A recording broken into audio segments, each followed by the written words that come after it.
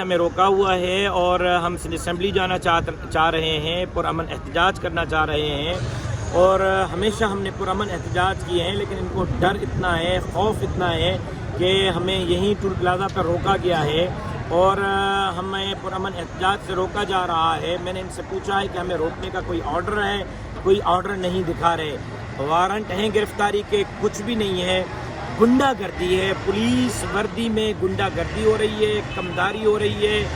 اگر اتنی ہی جرت ہے مراد علی شاہ صاحب میں تو وہ خود آئیں، اگر اتنی ہی جرت ہے صوبائی وزراء میں وہ خود آئیں، اتنی ہی جرت ہے زرداری صاحب میں، اسٹیبلشمنٹ میں، کسی اور میں وہ خود آئیں۔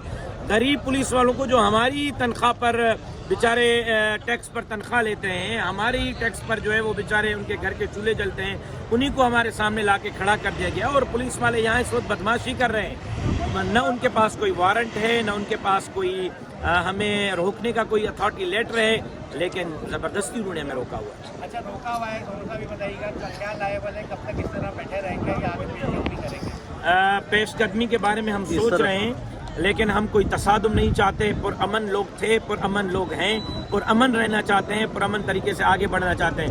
اسمبلی سے وہ حلف تو لے لیں گے، کیا اس کے بعد حکومت چلا سکیں گے؟ وزیر اعلیٰ صاحب اپنے گھر بیٹھ سکے گا؟ بالکل ہرگز نہیں۔